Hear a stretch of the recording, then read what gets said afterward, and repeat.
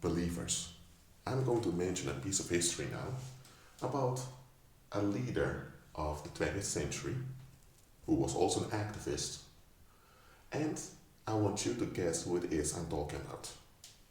But this is not a game, because there's something quite wrong with the history of this man. This man was born in the United States. He went to high school. I'm not sure that he completed high school or not, but anyway, yes, he did complete high school. And he went to college also, but he got involved with the wrong crowd. He got involved in gambling, in money laundering, and all of that. And when it came, when it became season for him to join the military because the Second World War was up, he managed to talk his way out of it by pretending to be mentally ill. But he ended up in jail. Shortly afterwards, he had to serve between 8 to 10 years, I believe. But during his time in prison, he began to write letters to this Islamic figure who's like a guru. And after being released from prison, he was not on bail. How do I say it? He was released on certain conditions. So if he did one crime during that early release, he will go back to finish the complete sentence. Within weeks after being released, he was introduced to this Islamic guru that he saw as his example, and he was promoted to the leader of one of the mosques very soon. Very soon he became the right hand of this Islamic guru. He even changed his last name. He got married, had children, so he became a public figure, he became a leader that spoke out against white supremacy, racial segregation, and all of that. And suddenly he was killed by his own people who were jealous of him. And he also separated himself from that guru who was his example, though to a moral defect of that leader. So there was this whole conspiracy theory that he was actually killed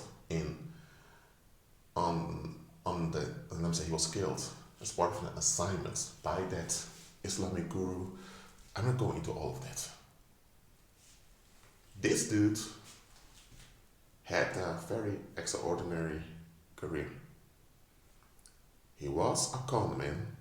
He ended in jail. He was seen as a coward because he didn't want to join the military to fight in the Second World War. His nickname in prison was Satan. Yes, his fellow prisoners called him Satan because he was cursing all the time. And this man leaves prison before the term of his sentence was served, and he ends up being one of the main leaders in one of the minorities in the United States. It's very unusual. And because it's so unusual, you know that it doesn't add up. You know that there's something wrong with how those events unfolded. And look at this. He was released from jail before his sentence was served. He got this smooth success. And he was killed as a result of it. If he would have remained in jail and finished 2 more years of his sentence, he may have gotten out, he may have gotten a job, and he may not have become this political, influential figure, but he may still have lived a bit longer. But here's where I'm heading to. We are used to close our eyes and our ears when we hear about things that don't fit with society's narrative. Now, society's narrative is a scam anyway. But many people follow that scam, so when we hear things in line with that scam, we then think, okay, this may happen. When something happens that deviates from society's narrative, we tend to question it. And sometimes is practical. I mean, if someone was in jail and someone is an ex-convict, why would you promote such an individual to the highest ranks of your organization? You barely know this guy. Something's wrong there. So that's quite unusual. It's quite away from society's narrative. Even though society's narrative is a scam in itself, society's narrative, which is a scam, is based on the relief seeking of the human population. So society's narrative reveals to you how narcissistic worldly people are. So that when something happens that deviates from society's narrative, you know that this is not something that commoners likely do. That's why in society you have this phrase, too good to be true. Why? Because worldly people are narcissistic. They're self-obsessed. So, if a worldling comes to you and just gives you something, and it's something that's quite expensive, people are going to say, this is quite unusual for a world individual to do this. World individuals are centered around themselves. So they will only invest in you if it relates to them. So why would anyone come and give you something so expensive? There's something they want from you, or there's something they're avoiding. And that's the radar people give to you in society. To look at the norm of society. If something deviates from it, then you need to watch out with it. Now, we as believers, we see that society's norm itself is a scam, but we do recognize that society's norm has some facts in it. Now, why am I talking about this? It is because in pagan Christianity, or in the Catholic system, you have many quote-unquote miracles happening. And too often, we believers don't question those quote-unquote miracles.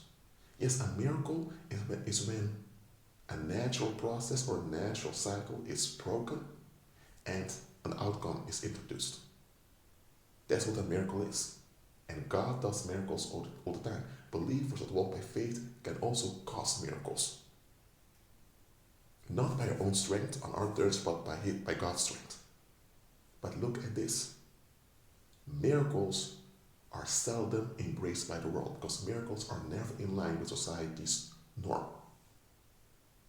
Because the norm society is inspired by demons. So, worldly people who do not let go, worldly people who hold on to the norm, they cling onto society's norm, whether they admit it or not. So when a miracle happens, a real miracle, that benefits the human population, they will resist it. It happened both in Old and New Testament.